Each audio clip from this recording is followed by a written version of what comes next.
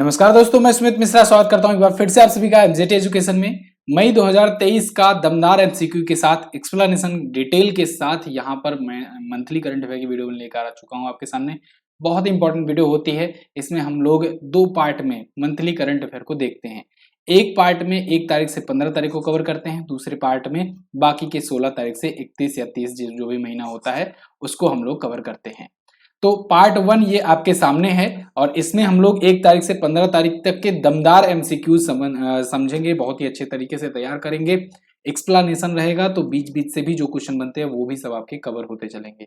Revision भी मैं कराऊंगा, तो पूरा ध्यान से देखिएगा। वीडियो देखना जरूरी है क्योंकि सिर्फ पीडीएफ से काम नहीं बनने वाला है आपका। तो एमजीटी ऐप तो आप गूगल प्ले स्टोर से डाउनलोड करके ही रखो, वहीं पर सारी चीजें आपको मिलेंगी। अब शुरू करते हैं करंट अफेयर।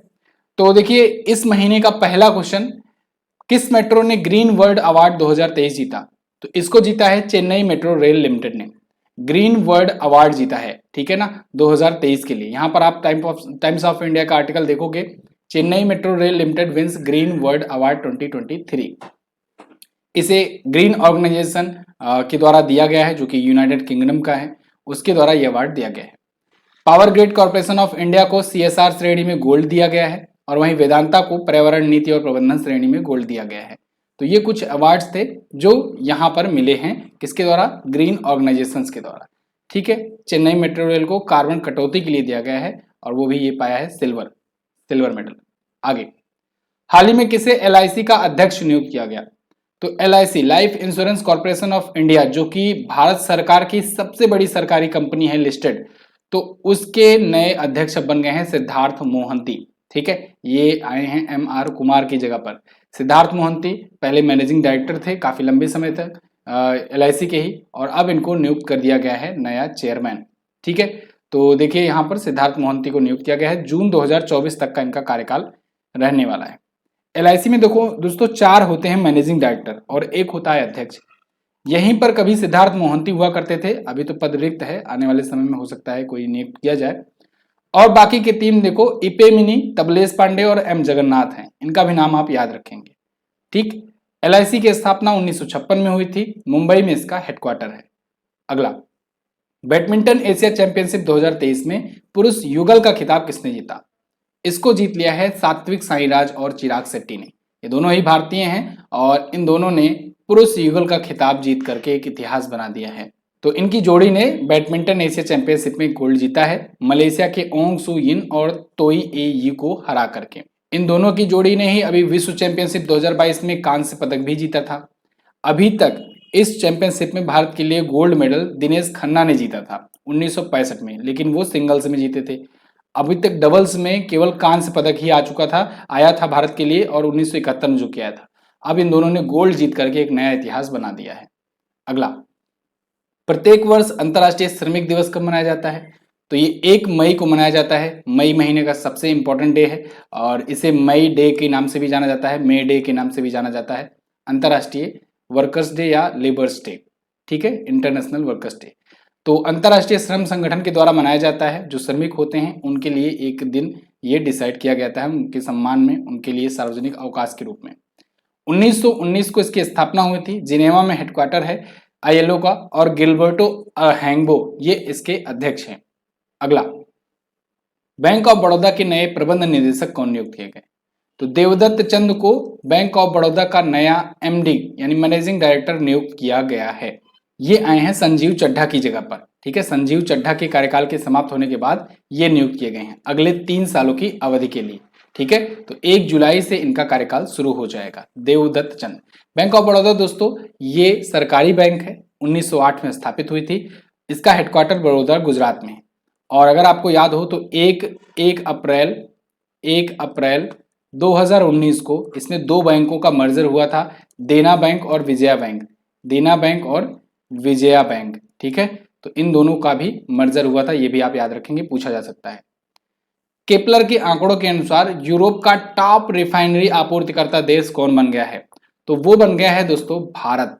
अभी हाल ही में केपलर एक संस्था है जिसके द्वारा ये रिपोर्ट जारी की गई है। इसने बताया है यूरोप भर में जो रिफाइंड ऑयल होता है ना, उसकी सप्लाई भारत से सबसे ज्यादा हो रही है। यहाँ पर देखो, India become Europe's largest supplier of refined fuels. देखो अब रिफाइंड फ्यूल क्या होता है इसको समझ लो अच्छे से। एक होता है कच्चा तेल, कच्चा तेल जिसे हम लोग कहते हैं क्रूड ऑयल। जो क्रूड ऑयल होता है वो ऑयल है जो डायरेक्टली समुद्र से निकाला जा रहा है। तो जब डायरेक्टली समुद्र से निकाला जाता है तो उसको इंडिया बड़ी मात्रा में खरीदता है। किन देशों से? रूस से आजकल सबसे ज्यादा खरीद रहा है, सऊदी अरेबिया, इराक, बहुत सारे देश हैं जिनसे भारत तेल खरीदता है, अमेरिका वगैरह।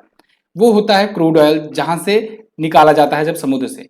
लेकिन निकालने के बाद उसको रिफाइन किया जाता है। रिफाइन करने का काम कौन कौन करता है? जैसे रिलायंस इंडस्ट्रीज हो गई, जैसे IOCL हो गया, ठीक है, ONGC हो गया, ये सभी रिफाइन करने वाली कंपनियां हैं।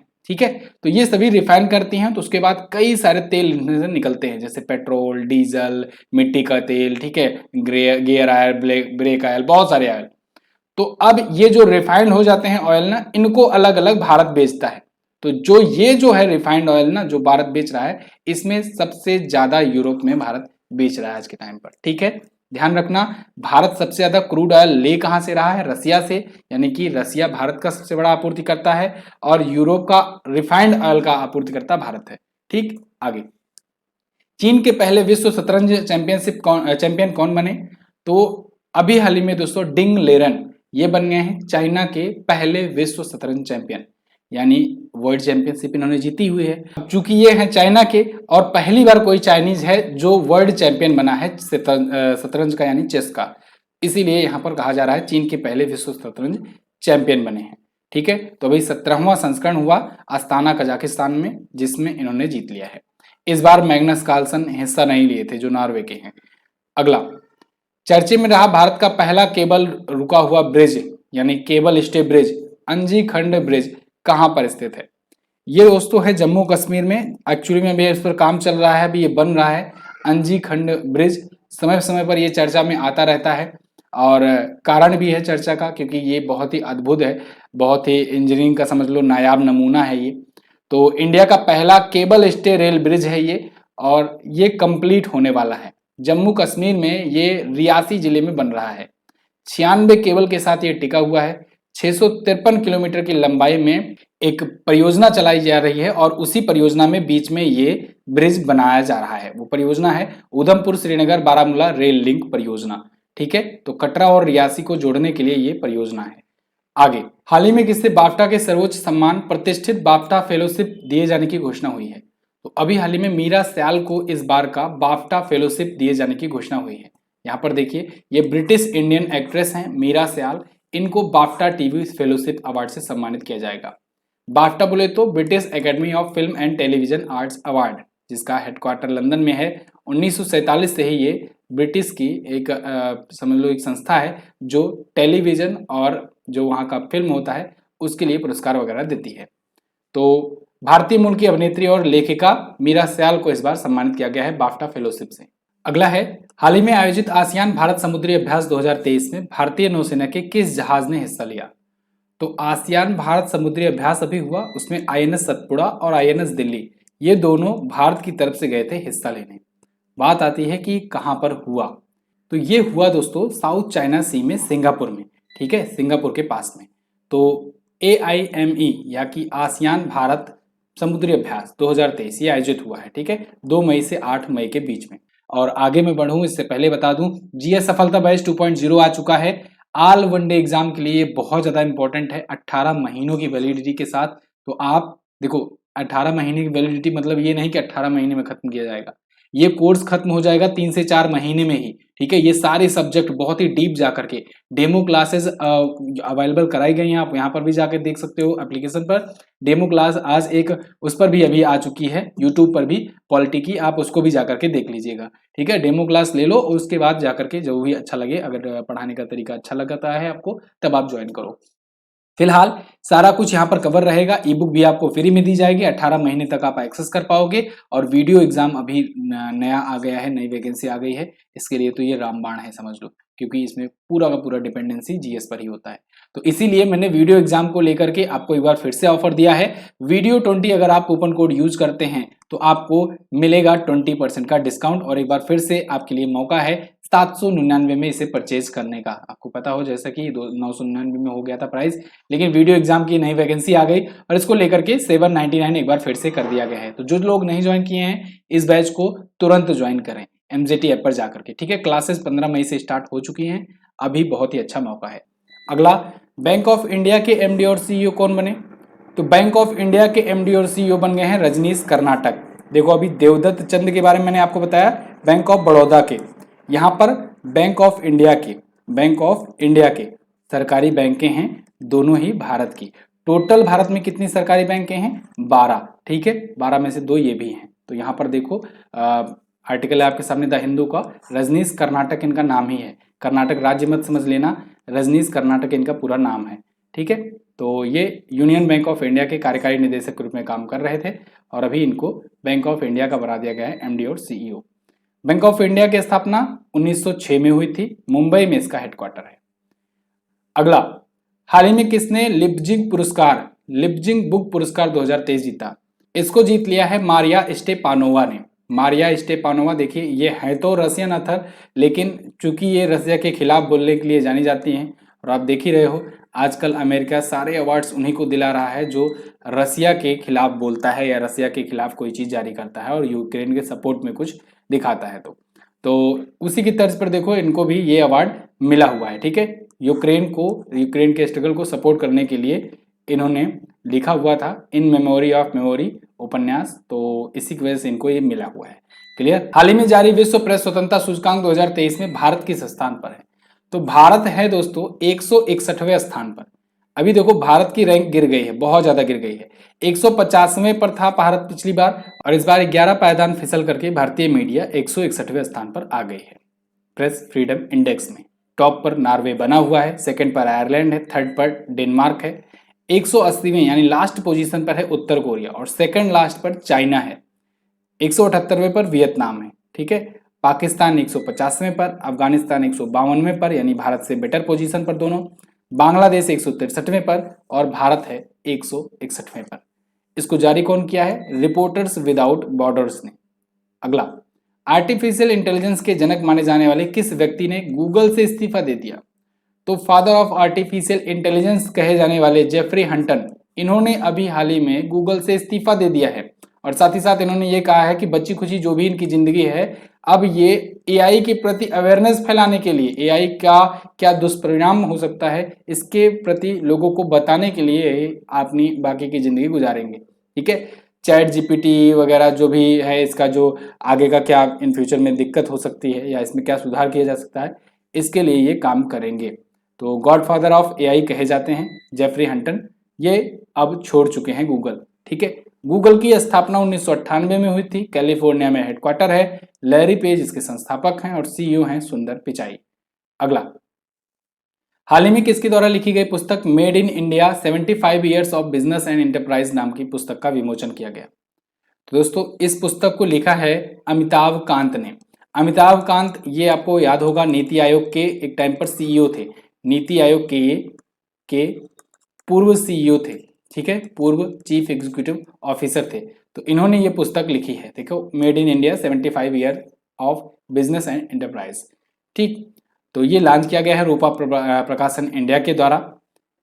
अगला, सुप्रीम कोर्ट ने तलाक के लिए 6 महीने का वेटिंग पीरियड हटा करके अब कितना कर दिया? तो सुप्रीम कोर्ट ने एक बहुत बड़ा निर्णय लिया है, तलाक के लिए अब जो कपल्स को 6 महीने का वेट करना पड़ता था, सोचने समझने के लिए मौका दिया जाता था, वो अब खत्म कर दिया गया है, ठीक है। तो वो अब 0 डे हो गया है कि अगर आप मतलब बहुत ज्यादा प्रताड़ित हो जाओ, पीड़ित हो जाओ तो आप तलाक दे सकते हो और वो तुरंत से ही मान्य हो जाएगा, कोई भी वेटिंग पीरियड नहीं। अगला, यहाँ पर देखो सारा चीज कहा गया है, संविधान के अनुच्छेद 142 के तहत सुप्रीम कोर्ट ने ये फैसला सुनाया हुआ है। हाल ही में जारी फोर्ब्स की सूची के अनुसार दुनिया के सबसे ज्यादा कमाई करने वाले खिलाड़ी कौन है? तो दुनिया के सबसे ज्यादा कमाई करने वाले खिलाड़ी अब बन गए हैं क्रिस्टियानो रोनाल्डो। तो फोर्ब्स ने ये बताया है कि पिछले साल में 10 सबसे ज्यादा कमाने वाले खिलाड़ी कौन रहे, सबसे ज्यादा पे किसको किया गया। Cristiano Ronaldo 136 million dollar payment प्राप्त किए हैं, Lionel Messi 130 million dollar, Kylian Mbappe 120 million dollar. Cristiano Ronaldo पुर्तगाल के हैं, लियोनल मेसी अर्जेंटीना के हैं और केलियन एम्बापे हैं फ्रांस के। टोटल टॉप 10 में अगर देखा जाए तो टॉप 10 खिलाड़ियों को ही $1.1 बिलियन पे किया गया है। अगला, विश्व बैंक के नए अध्यक्ष कौन बने? तो विश्व बैंक के नए अध्यक्ष बने हैं दोस्तों अजय बंगा। अजय बंगा इससे पहले मास्टर कार्ड के सीईओ थे और मास्टर कार्ड से निकल करके अब गए हैं वर्ल्ड बैंक में। ठीक है, ये भारतीय मूल के अमेरिकी व्यक्ति हैं और वर्तमान में अब ये विश्व बैंक के नए अध्यक्ष के पद पर शामिल हो चुके हैं। इनसे पहले कौन थे? David Malpass. वर्ल्ड बैंक की स्थापना 1944 में हुई थी। वाशिंगटन डीसी में इसका हेडक्वार्टर है। अगला, किस राज्य सरकार ने टोडी टैपर्स के लिए बीमा योजना लागू किया? तो दोस्तों तेलंगाना राज्य सरकार ने टोडी टैपर्स के लिए बीमा योजना लागू की है। टोडी टैपर्स क्या होते हैं? जो ताड़ के वृक्ष आप सुनते हो ना, ताड़, तो ताड़ के वृक्षों से उठ करके जा करके उस पर चढ़ करके ताड़ जो है उतारा जाता है, ताड़ी उतारी जाती है, तोड़ा जाता है। तो वो जो तोड़ते हैं, जो व्यक्ति होते हैं, वो टोडी टैपर्स कहलाते हैं। तो टोडी टैपर्स की कभी कभी ऐसे दुर्घटनाओं में मृत्यु हो जाती है क्योंकि ताड़ के वृक्ष काफी ऊंचाई पर होते हैं। ठीक है, तो फिर ऐसे व्यक्तियों को मुआवजा दिलाने के लिए ये योजना शुरू की गई है टोडी टैपर्स के लिए। नाम है योजना का गीता कर्मिकुला भीमा। ये रायथू भीमा कार्यक्रम के तहत ही की तरह ही किसानों के लिए है।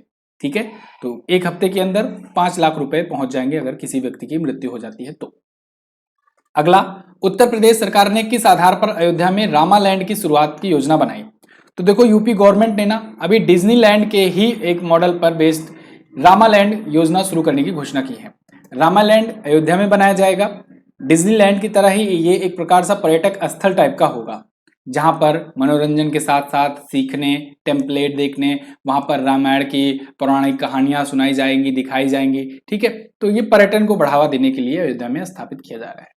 अयोध्या के अलावा उत्तर प्रदेश का चित्रकूट जिला, जो कि वो भी श्री रामचंद्र जी से संबंधित है, भगवान राम से संबंधित है, तो वहां पर अयोध्या विजन 2040 लॉन्च किया गया है जिसके तहत बताया गया है 260 परियोजनाओं पर काम किया जाएगा और 30,000 करोड़ रुपए खर्च किए जाएंगे आने वाले वर्षों में। साथ ही साथ सरयू नदी क्रूज जल्द ही शुरू होने वाली है। अयोध्या जो शहर है वो सरयू नदी के किनारे बसा हुआ शहर है। ठीक है, और सरयू में क्रूज चलेगी। अगला, देवेंद्र फडणवीस ने कहां पर छत्रपति शिवाजी महाराज की प्रतिमा का अनावरण किया? तो देवेंद्र फडणवीस जो कि महाराष्ट्र के ये डिप्टी सीएम है यानी उप मुख्यमंत्री हैं, ये अभी गए थे मॉरिशस और वहां पर इन्होंने छत्रपति शिवाजी की मूर्ति का अनावरण किया है। ठीक है, मॉरिशस में। अच्छा, यहाँ के मुख्यमंत्री कौन है महाराष्ट्र के? एकनाथ शिंदे। एकनाथ शिंदे, ध्यान रखिएगा, यहाँ पर मुख्यमंत्री को लेकर के काफी विवाद होता ही रहता है, अभी कोर्ट में भी मामला है। एकनाथ शिंदे शिवसेना पार्टी से हैं। मॉरिशस की बात करें तो राजधानी पोर्ट लुइस है, राष्ट्रपति पृथ्वीराज रिपुन है और प्रधानमंत्री प्रविंद कुमार जगन्नाथ है। करेंसी यहाँ की मॉरिशस रुपया। अगला, किस भाषा का ब्रेल लिपि संस्करण शब्दकोश दुनिया का सबसे बड़ा शब्दकोश बना?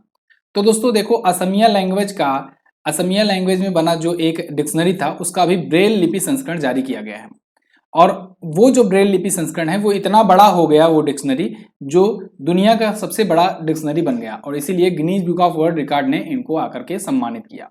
ठीक है, देखो यहाँ पर आर्टिकल है, Asamiya bilingual braille dictionary is world largest lexicon. ठीक है, सबसे बड़ा शब्दकोश है। नाम है इसका हेमकोश, नाम याद रखना, नाम पूछा जाएगा। तो हेमकोश दुनिया का सबसे बड़ा है।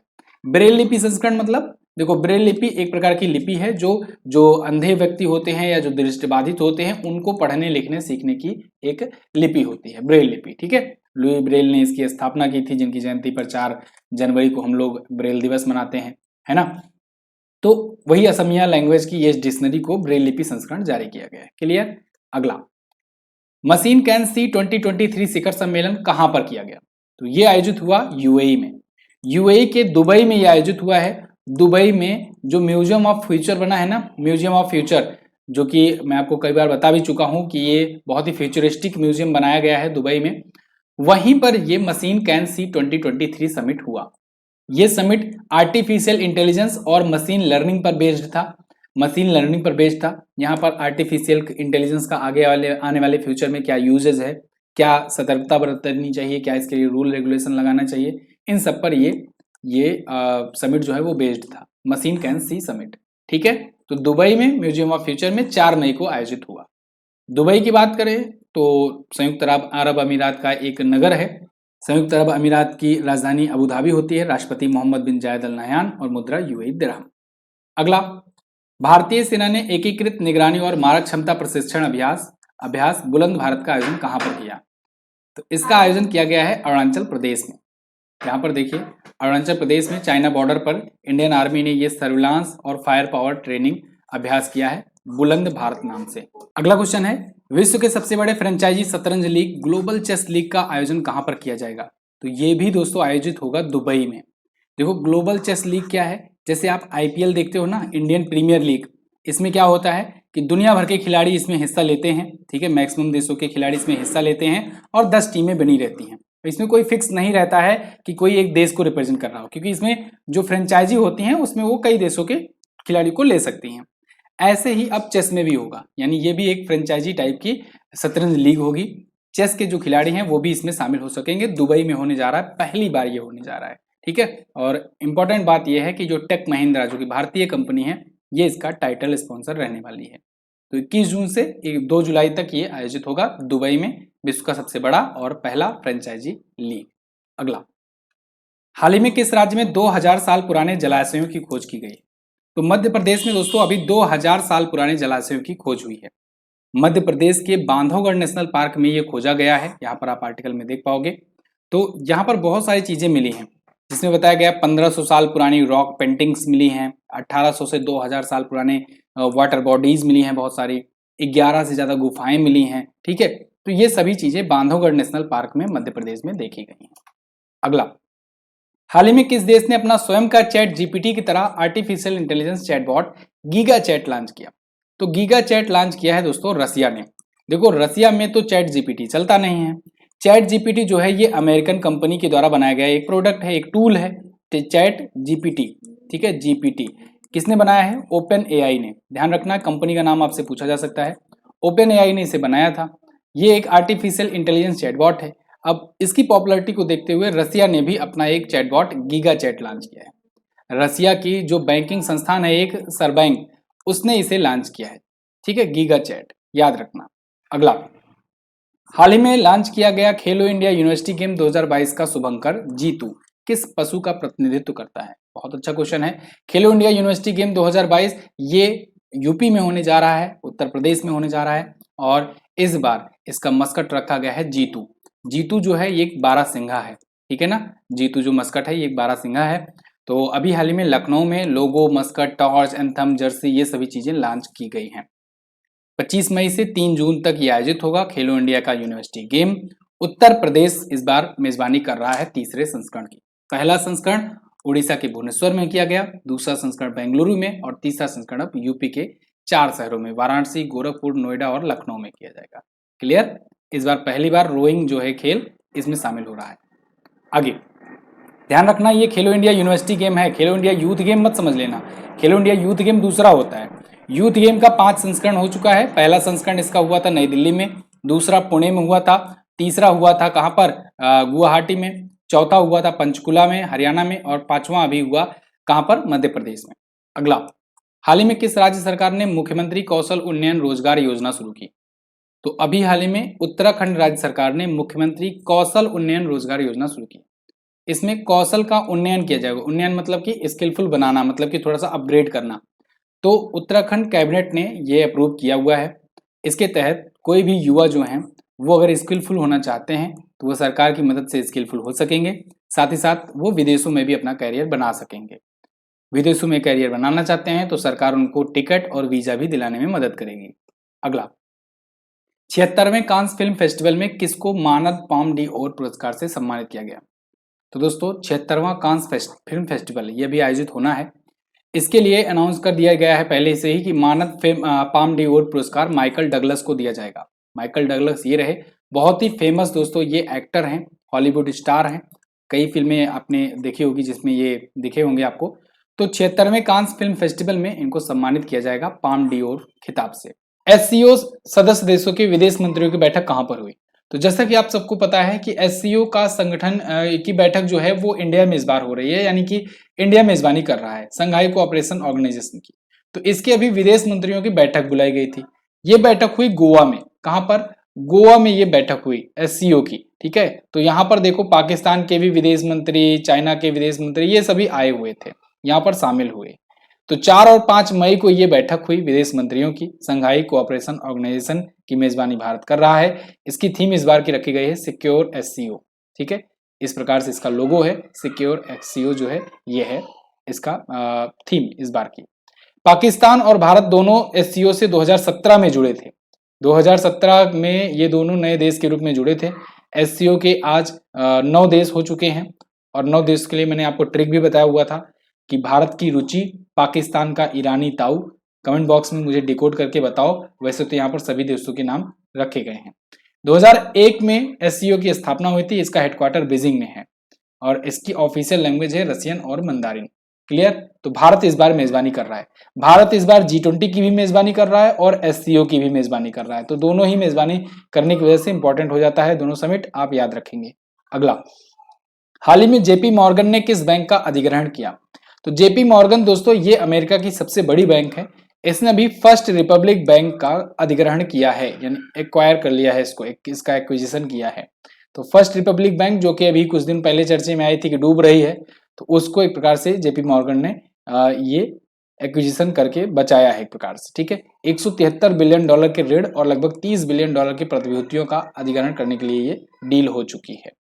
जेपी मॉर्गन के बारे में अगर बात करें तो यूएसए तो बहुत पुरानी कंपनी है, 1877 में स्थापित हुई थी, लेकिन सन 2000 को चेज नेशनल बैंक के साथ इसका मर्जर हो गया था, तो इसीलिए इसको जेपी मॉर्गन एंड चेज कहा जाने लगा। ठीक है, इसके सीईओ हैं जेमी डिमॉन और न्यूयॉर्क में इसका हेडक्वार्टर है। अगला, वनडे क्रिकेट में सबसे तेज 5000 रन बनाने वाले बल्लेबाज कौन बने? तो वो बन गए हैं बाबर आजम। बाबर आजम दोस्तों ये पाकिस्तान के क्रिकेटर हैं, और इन्होंने सबसे तेज ओडीआई मैचों में 5000 रन कंप्लीट किए हैं। यहाँ पर देखिए आर्टिकल है ट्रिब्यून का आपके सामने। इन्होंने दोस्तों 97 पारियों में ही 5000 रन अपने पूरा कर लिए हैं। न्यूजीलैंड के खिलाफ इन्होंने एक कीर्तिमान हासिल किया और दक्षिण अफ्रीकी खिलाड़ी हासिम अमला का रिकॉर्ड तोड़ा। हासिम अमला 101 मैच में 5000 रन पूरे किए थे। इनके बाद विराट कोहली के नाम ये रिकॉर्ड था, 114 पारियों में वो चौथे स्थान पर थे। विवियन रिचर्ड्स तीसरे स्थान पर हैं, वो भी 114 पारियों में 5000 रन सबसे तेज बनाए थे। तो बाबर आजम के नाम अब नया रिकॉर्ड हो गया। क्लियर? पाकिस्तान के क्रिकेटर हैं। अगला, 8 मई को निम्न में से कौन सा दिवस मनाया गया? तो 8 मई को दोस्तों मनाया जाता है वर्ल्ड रेड क्रॉस डे, ये तो सबसे इंपॉर्टेंट है। साथ ही साथ विश्व थैलीसीमिया दिवस भी मनाया जाता है। तो उपरोक्त दोनों ऑप्शन यहाँ पर आप लगा देंगे। तो वर्ल्ड रेड क्रॉस डे तो मैं आपको कहूंगा तो इसको तो भूलिएगा मत, ये तो बहुत ही इंपॉर्टेंट है, इसको तो आपको याद ही रखना है। ठीक है, red cross day Henry Dunant की जयंती को हम लोग सेलिब्रेट करते हैं, क्योंकि रेड क्रॉस जो संस्था है उसकी इन्होंने ही स्थापना की थी। ये प्रकार का समझ लो कि एनजीओ टाइप का है। ठीक है, लोगों की हेल्प करने में काम आता है। हेनरी डुनेंट को दोस्तों नोबेल पीस प्राइज से सम्मानित किया जा चुका था और ये सबसे पहले नोबेल पीस प्राइज पाए थे हेनरी डुनेंट। ठीक है, सम्मानित होने वाले पहले व्यक्ति थे। इस बार की थीम रखी गई है everything we do comes from the heart. Red cross की अंतरराष्ट्रीय समिति की स्थापना 1863 में हुई थी और इसकी स्थापना हेनरी डुनेंट ने ही की थी। इसका हेडक्वार्टर जिनेवा में है। अगला, अब वर्ल्ड थैलेसीमिया डे। थैलेसीमिया रोग के बारे में अवेयरनेस फैलाने के लिए यह दिवस मनाया जाता है। ठीक है, थैलेसीमिया एक अनुवांशिक विकार होता है। इस बार की थीम रखी गई है strengthening education to bridge the thalassemia care gap. अगला, मैड्रिड ओपन का खिताब किसने जीता? तो देखो मैड्रिड ओपन 2023 का खिताब जीत लिया है कार्लोस अल्कराज ने। कार्लोस अल्कराज ये स्पेन के खिलाड़ी हैं और इन्होंने मैड्रिड ओपन का खिताब इस बार भी जीत लिया है। ठीक है, यहाँ पर देखिए इन्होंने यान लेनार्ड स्ट्रफ को हराया है और दूसरी बार लगातार इन्होंने जीता है। पिछली बार भी यही जीते थे। राफेल नडाल के बाद पहले ऐसे खिलाड़ी बने जो लगातार 2 बार ये मैड्रिड ओपन जीते हों। ओके, वहीं विमेंस में अगर पूछा जाए, ये तो मेन सिंगल के थे, विमेन सिंगल का किसने जीता? तो सेबलेंका ने, अरीना सेबलेंका ने जीता है इसको। अगला, हाल ही में विमोचित पुस्तक my life as a comrade, इसको किसने लिखा है? तो ये आत्मकथा है दोस्तों के सैलजा की। के सैलजा अगर आपको याद हो, अगर आप 1-2 सालों से करंट अफेयर पढ़ रहे होंगे, तो मैंने आपको बताया था ये केरल की पहली स्वास्थ्य मंत्री बनी थी। केरल की पहली महिला स्वास्थ्य मंत्री बनी थी ना, स्वास्थ्य मंत्री बनी थी। तो इन्होंने अब अपनी आत्मकथा लिखी हुई है। ठीक है, my life as a comrade. तो यहां पर है इनकी ये पुस्तक, इनकी ये आत्मकथा है, ऑटोबायोग्राफी है के सैलजा, ये आपको इमेज में दिख रही हैं। अगला, हाल ही में किस राज्य की पुलिस ने एक विशेष अभियान ऑपरेशन मर्यादा शुरू किया? तो ऑपरेशन मर्यादा दोस्तों शुरू किया है उत्तराखंड ने। ये उत्तराखंड पुलिस के द्वारा शुरू किया गया है ऑपरेशन मर्यादा। इसके तहत 67 पीपल्स को अरेस्ट भी किया गया है। एक प्रकार से ये सोशल कैंपेनिंग के जरिए, एक स्पेशल कैंपेनिंग के जरिए ये शुरू किया है यूपी उत्तराखंड पुलिस ने, यूके पुलिस ने कह सकते हैं, जिससे जो टूरिस्ट प्लेस पर जो लोग गंदगी फैलाते हैं, कचरा फैलाते हैं, उन पर जुर्माना लगाया जाए और उनको एक प्रकार से गिरफ्तार किया जाए, जिससे स्वच्छता बरकरार रखी जा सके तीर्थ और पर्यटन स्थलों को। ठीक है, उत्तराखंड पुलिस के महानिदेशक हैं अशोक कुमार। अगला, हाल ही में किसने 17.37 मीटर की छलांग लगाकर ट्रिपल जंप में एक नया रिकॉर्ड बनाया? तो दोस्तों प्रवीण चित्रवेल ने एक नया नेशनल रिकॉर्ड सेट किया है। ये देखिए, ट्रिपल जंप में इन्होंने नया नेशनल रिकॉर्ड बनाया हुआ है। ये क्यूबा के हवाना में अभी एथलेटिक्स मीट में पुरुषों की ट्रिपल जंप प्रतियोगिता में 17.37 मीटर की छलांग लगाए हैं। ये एक नेशनल रिकॉर्ड भी तोड़ दिए। ये तमिलनाडु के रहने वाले हैं। अगला, हाल ही में फिक्शन के लिए 2019 का पुलित्जर पुरस्कार किसे मिला? तो देखो, पुलित्जर पुरस्कार ये होता है पत्रकारिता का क्षेत्र का सबसे बड़ा पुरस्कार, अमेरिका द्वारा दिया जाता है अमेरिका में। तो पुलित्जर पुरस्कार के तहत बहुत सारी कैटेगरीज में अवार्ड दिया जाता है। तो यहाँ पर पूछा गया है फिक्शन के लिए, तो फिक्शन के लिए बारबरा किंगसोल्वर और हर्नान डियाज, इन दोनों को दिया गया है। ठीक है, पूरी लिस्ट में आपको दिखा देता हूं। ये देखिए, पब्लिक सर्विस के लिए, ब्रेकिंग न्यूज रिपोर्टिंग के लिए, इन्वेस्टिगेशन रिपोर्टिंग के लिए, ठीक है, ये हर प्रकार की लोकल रिपोर्टिंग हुआ, एक्सप्लेनेटरी रिपोर्टिंग हुआ, सब प्रकार की रिपोर्टिंग वगैरह के लिए अलग अलग कैटेगरी में दिया जाता है। ठीक है, तो इसमें देखो पत्रकारिता श्रेणी में नेशनल रिपोर्टिंग के लिए वाशिंगटन पोस्ट को दिया गया है, वाशिंगटन पोस्ट की कैरोलिना किचनर को, और इंटरनेशनल रिपोर्टिंग के लिए द न्यूयॉर्क टाइम्स के कर्मचारियों को दिया गया। पब्लिक सर्विस के लिए एसोसिएटेड प्रेस को दिया गया। और साहित्य श्रेणी में अगर बात करें तो देखो, ये पत्रकारिता और साहित्य दोनों की श्रेणी में दिया जाता है पुलित्जर। ठीक है ना, तो जो मेन है वो मैं आपको बता दे रहा हूँ। फिक्शन के लिए बारबरा किंगसोल्वर और हर्नान डियाज को दिया गया। ड्रामा के लिए सनाज टूसी द्वारा इंग्लिश के लिए दिया गया। पुलित्जर पुरस्कार की शुरुआत 1917 से हुई थी। पत्रकारिता का सबसे बड़ा पुरस्कार है ये। अगला, अच्छा, एक पुलित्जर हुआ, एक होता है प्रियज्जकर। प्रियज्जकर, ठीक है ना, नाम थोड़ा सा मिलता जुलता है तो लोग कंफ्यूज होते हैं। प्रियज्जकर पुरस्कार जो होता है ये आर्किटेक्ट के क्षेत्र में, यानी वास्तुकला के लिए, वास्तुकला आर्किटेक्ट के लिए ये दिया जाता है। ठीक है ना, आर्किटेक्ट की कैटेगरी में, वास्तुकला के क्षेत्र में दिया जाता है। और ये पुलित्जर जो हुआ ये पत्रकारिता और साहित्य में। अगला, हाल ही में किसने स्टार्ट कार्यक्रम शुरू किया? स्टार्ट प्रोग्राम दोस्तों शुरू किया गया है इसरो के द्वारा। बेसिकली इसरो इसके थ्रू लोगों को, जो युवा हैं उनको ट्रेंड करेगा, खास करके जो पीजी फाइनल के और यूजी के अंडर ग्रेजुएट के जो स्टूडेंट हैं उनको ये ट्रेंड करेगा। ठीक है, तो स्टार्ट कार्यक्रम का फुल फॉर्म होगा space science and technology awareness training programme. तो ये स्नातकोत्तर यानी कि पोस्ट ग्रेजुएशन और अंतिम वर्ष के स्नातक छात्र यानी कि फाइनल ईयर के जो अंडर ग्रेजुएट्स हैं उनके लिए ऑनलाइन प्रशिक्षण कार्यक्रम होगा। इसके तहत वो स्पेस साइंस को अच्छे से समझेंगे। हीलियो फिजिक्स क्या है, सूर्य पृथ्वी इंटरेक्शन क्या है, एरोनॉमी, ठीक है, अंतरिक्ष विज्ञान, स्पेस साइंस, ये सभी चीजों पर सीखेंगे जिससे भविष्य में वो साइंटिस्ट बनकर इसरो की मदद कर सकें। इसरो की स्थापना दोस्तों 1969 में हुई थी 15 अगस्त के दिन। इंडियन स्पेस रिसर्च ऑर्गेनाइजेशन का फुल फॉर्म होता है। अध्यक्ष हैं एस सोमनाथ जी और हेडक्वार्टर है बेंगलुरु में। अगला, हाल ही में कहां पर 42वां आसियान शिखर सम्मेलन आयोजित किया गया? तो अभी हाल ही में 42वां आसियान शिखर सम्मेलन दोस्तों ये आयोजित हुआ इंडोनेशिया में। इंडोनेशिया के जकार्ता में ये आयोजित हुआ है। ठीक है, और ASEAN affairs AP centre of growth, ये इसकी थीम रही है इस बार की। 42वां इस बार का इसका संस्करण था।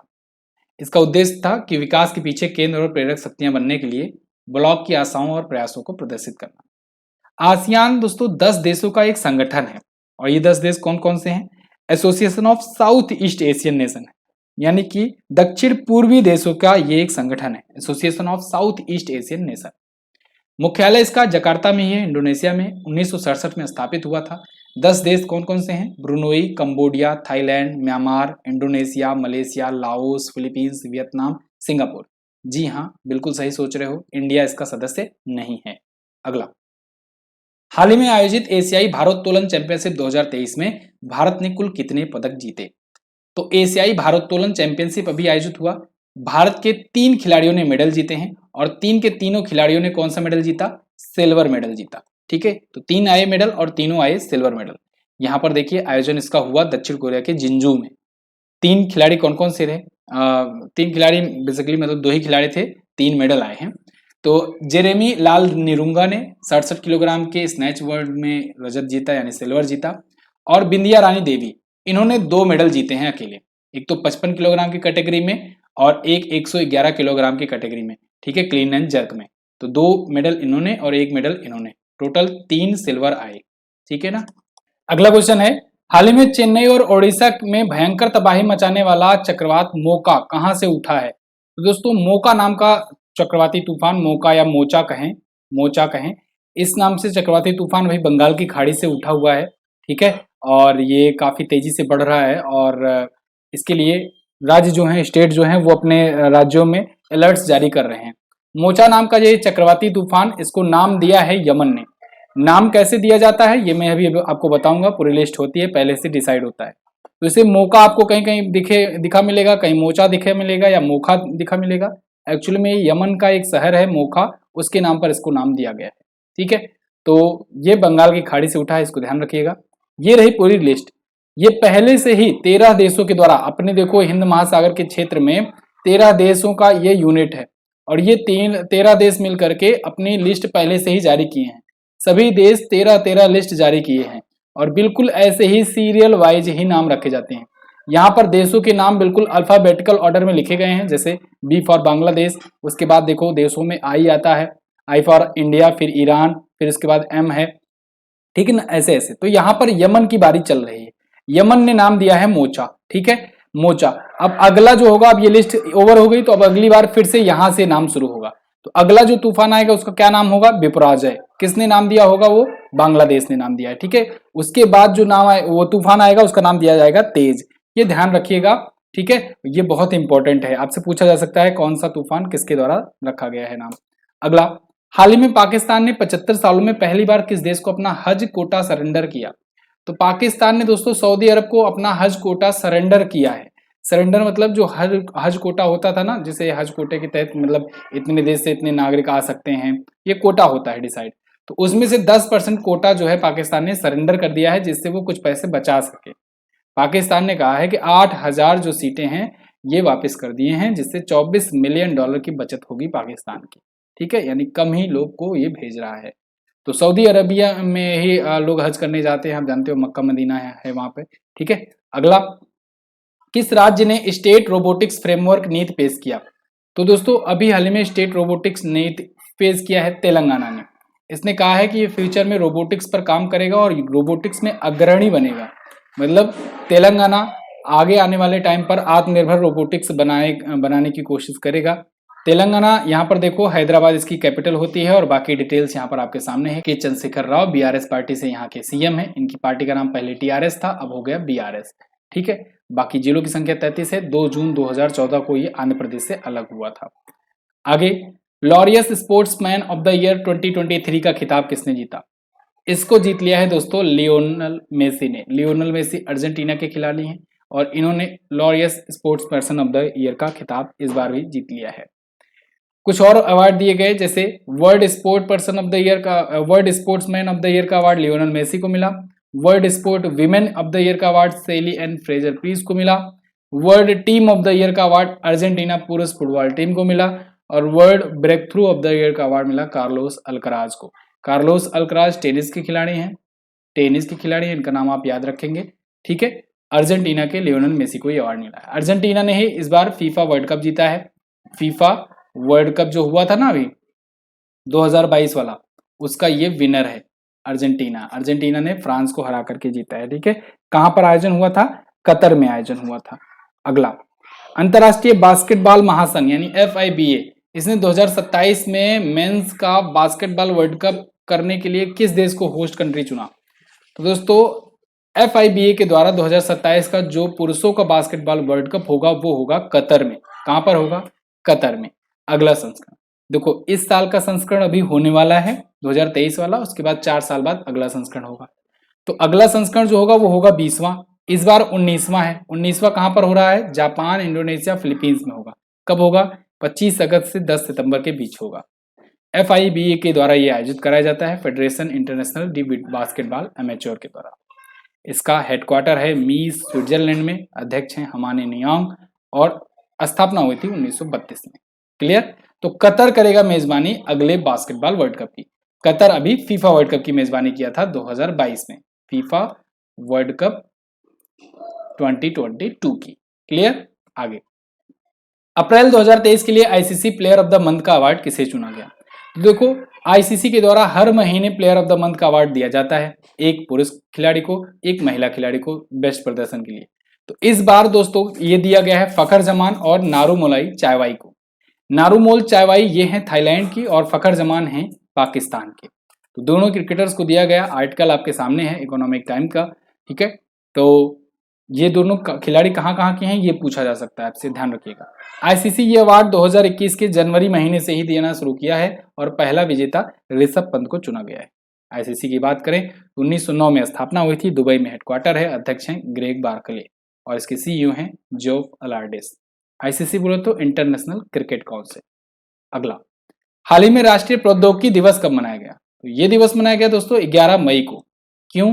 क्योंकि 11 मई को ही 1998 में भारत ने दूसरा पोखरण परीक्षण किया था। याद होगा आपको ऑपरेशन शक्ति। ऑपरेशन शक्ति के तहत इंडिया ने परमाणु परीक्षण किया था। इंडिया ने दुनिया को दिखाया था कि हम भी अब परमाणु कैपेबल देश बन गए हैं, न्यूक्लियर कैपेबल कंट्री बन गए हैं। हालांकि ये दूसरा पोखरण परीक्षण था, इसके पहले भी भारत कर चुका था, 1974 में एक बार किया था, लेकिन वो बहुत ही लो इंटेंसिटी का था। इस बार जो 1998 में किया गया ना, ये बहुत ही हाई इंटेंसिटी का था, मतलब ये न्यूक्लियर बम टाइप वाला था। तो इसका परीक्षण इंडिया ने किया ऑपरेशन शक्ति के तहत। ऑपरेशन शक्ति, ये ऑपरेशन पूछा जा सकता है आपसे। और जो पहला वाला हुआ था ना, इसका नाम रखा गया था स्माइलिंग बुद्धा। स्माइलिंग बुद्धा नामक इसका रखा गया था, ध्यान रखना, दोनों ही इंपॉर्टेंट है। तो ये हुआ था। अच्छा, राष्ट्रीय प्रौद्योगिकी दिवस हर साल मनाया जाता है। इसकी थीम इस बार रखी गई school to startup igniting young minds to innovate.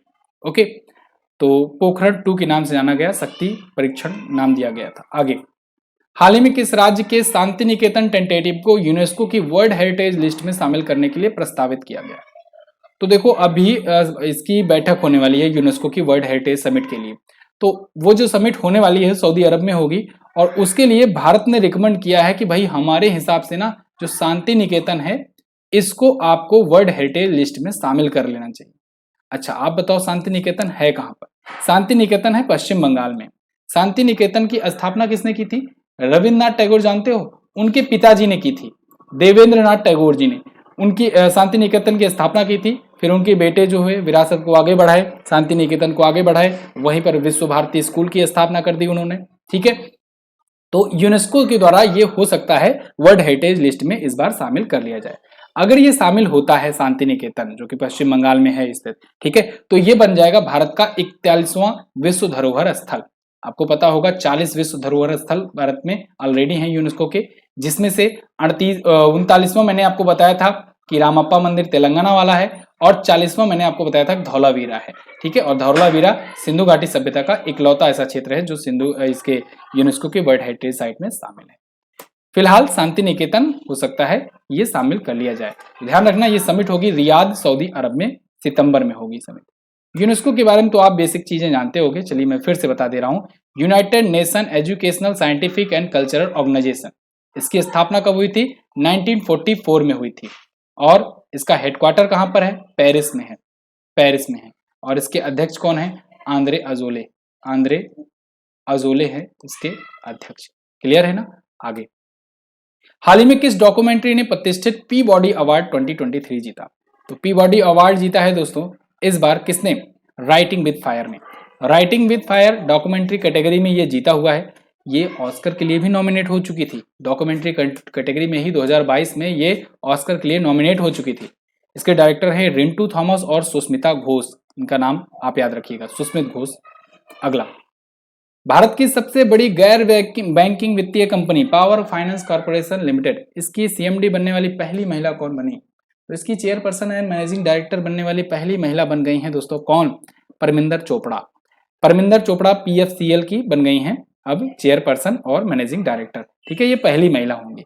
आपको अगर याद हो तो पीएफसीएल जो है पावर फाइनेंस कॉर्पोरेशन लिमिटेड, ये अभी महारत्न कंपनी का दर्जा पाई थी, महारत्न कंपनी का दर्जा भी पाई थी, ये भी ध्यान रखिएगा। वर्तमान में वैसे 12 महारत्न कंपनियां हैं, ठीक है। तो सारी चीजें यहाँ पर दिया गया है। पीएफसी की बात करें तो 1986 में स्थापना हुई थी, हेडक्वार्टर इसका नई दिल्ली में। चीन और पाकिस्तान किस देश के साथ आर्थिक मार्ग यानी सीपीईसी का विस्तार करने पर सहमत हुए? तो चाइना और पाकिस्तान अफगानिस्तान को भी शामिल कर लिए हैं सीपीईसी में। सीपैक यानी चाइना पाकिस्तान इकोनॉमिक कॉरिडोर, इसमें अब अफगानिस्तान भी शामिल होगा। ये बहुत लंबी बातचीत चली, डील चली। अब देखो चाइना ना इसके लिए ये कैसे ट्रैप में फंसा रहा है, इसको मैंने एक डिटेल वीडियो में बना करके अभी आपको बताया था चाइना पाकिस्तान इकोनॉमिक कॉरिडोर के बारे में कि चाइना का बीआरआई मॉडल क्या है। बीआरआई बोले तो belt and road initiative model, ठीक है। तो वो मॉडल क्या है इसके बारे में मैंने आपको बताया था, एक वीडियो दी हुई है, आप जा करके देखिएगा, बहुत खूबसूरत वीडियो है। तो फिलहाल अभी चीन, अफगानिस्तान और पाकिस्तान के विदेश मंत्रियों की बैठक हुई और उसमें यह फैसला लिया गया, अफगानिस्तान भी राजी हो गया इससे जोड़ने के लिए। बीआरआई जो मॉडल है ये एक प्रकार से बहुत बड़ा एक मेगा प्रोजेक्ट है चाइना का, जिसके तहत दुनिया भर के 140 से ज्यादा देश कनेक्ट हो रहे हैं और वो चाइना के व्यापार नीति का हिस्सा होंगे। अगला, गुची की ग्लोबल एम्बेसडर बनने वाली पहली भारतीय कौन बनी? तो वो बन गई हैं दोस्तों आलिया भट्ट। आलिया भट्ट गुची की ग्लोबल एम्बेसडर बनाई गई हैं, ब्रांड एम्बेसडर बनाई गई हैं। आलिया भट्ट वैसे फ्रूटी, जियो सिनेमा, पर्क्स, मिंत्रा, इन सभी की भी ब्रांड एम्बेसडर है।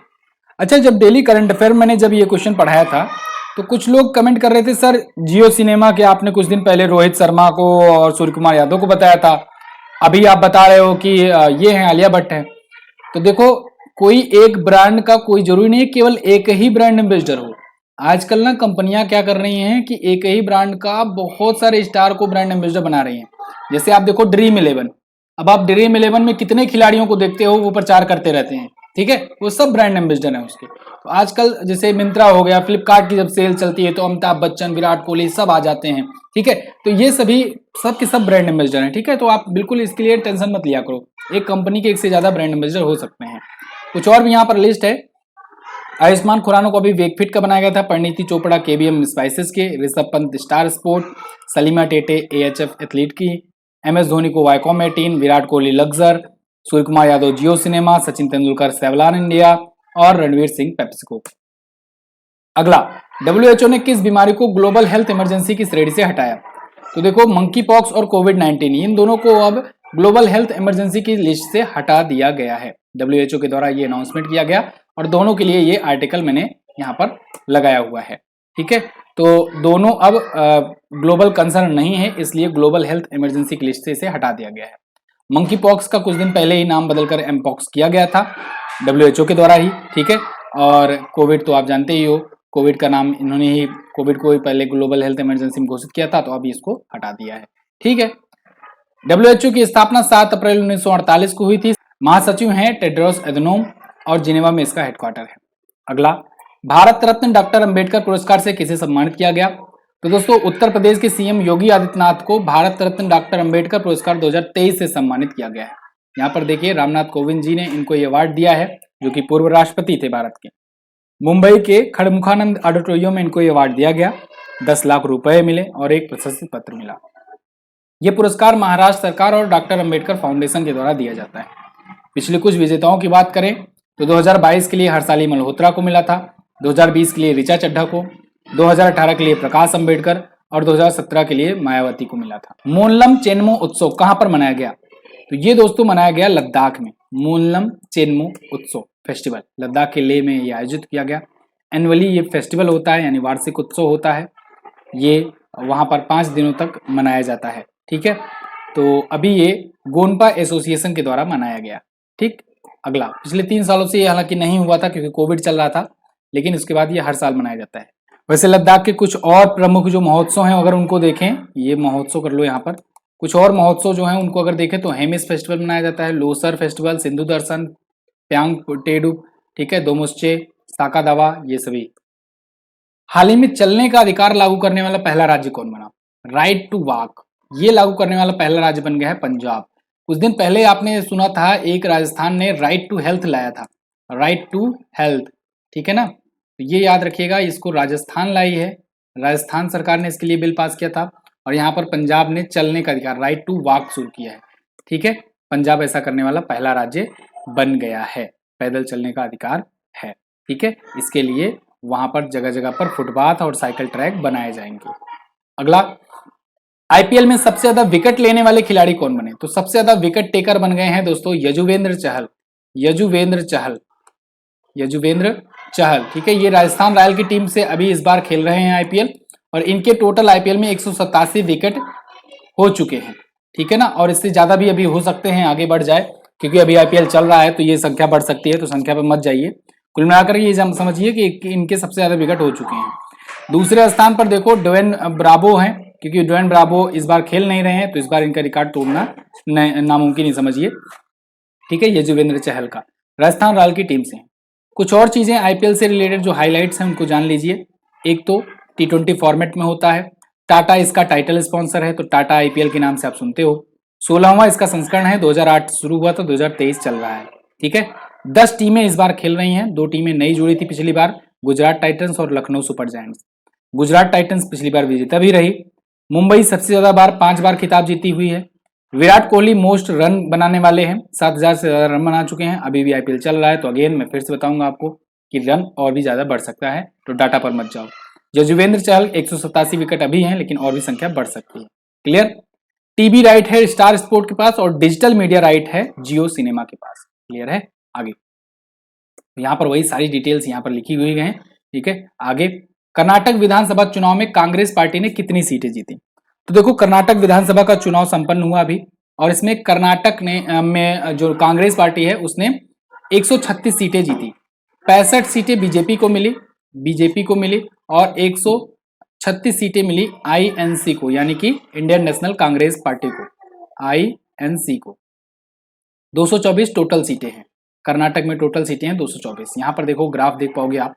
अब यहाँ पर देखो, कुछ लोग कमेंट कर रहे हैं अभी भी कि सर 135 सीटें जीती हैं।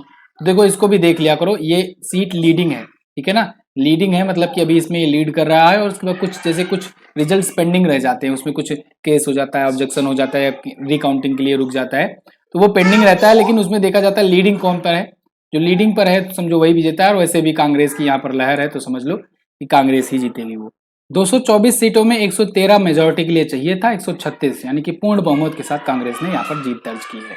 क्लियर है? कांग्रेस पार्टी के अध्यक्ष हैं मल्लिकार्जुन खड़गे, और बीजेपी पार्टी के अध्यक्ष हैं जेपी नड्डा। अगला, हाल ही में हुई घोषणा के अनुसार ट्विटर के नए सीईओ कौन बने? तो ट्विटर की नई सीईओ बनेंगी लिंडा याकारिनो। ट्विटर के जो मालिक हैं एलन मस्क, उन्होंने घोषणा किया है कि ट्विटर को अब नया सीईओ मिल गया है, और ये लेडी सीईओ होंगी, ठीक है, लिंडा याराकिनो। ये एनबीसी यूनिवर्सल की एडवर्टाइजमेंट हेड हैं, और अब ये होंगी CEO of Twitter. Elon Musk ने ट्विटर एग्जीक्यूटिव चेयरमैन का पद चुना है अपने लिए, और सीटीओ भी ये बने रहेंगे, ठीक है। सीईओ का पद छोड़ दिए हैं। ट्विटर को पिछले साल अक्टूबर में $44 बिलियन में ये खरीद लिए थे। ट्विटर की स्थापना 2006 में हुई थी। मुख्यालय कैलिफोर्निया में है। इसको इसको बनाया था जैक डॉर्सी ने, ठीक है, इसको स्थापित किया था जैक डॉर्सी ने। अगला, आईपीएल के इतिहास में सबसे तेज अर्धशतक लगाने वाले खिलाड़ी कौन बने? तो वो बन गए हैं यशस्वी जायसवाल। यशस्वी जायसवाल ने महज 13 गेंदों में ही सबसे तेज आईपीएल में अर्धशतक लगा दिया, यानी 50 रन बना दिए। 50 रन को अर्धशतक कहते हैं, 100 रन को कहते हैं शतक। इन्होंने केकेआर के खिलाफ मैच में ये कीर्तिमान हासिल किया है। राजस्थान रॉयल के ये भी खिलाड़ी हैं, ठीक है। 13 गेंदों में अर्धशतक पूरा किए हैं। 56वें मैच में ये ईडन गार्डन के मैदान पर केकेआर के खिलाफ ये कीर्तिमान हासिल किए। अच्छा, इनके बाद कौन कौन से हैं, यानी कि इनके पहले किसके किसके नाम ये रिकॉर्ड था? तो केएल राहुल के नाम और पैट कमिंस के नाम 14-14 गेंदों में रिकॉर्ड था।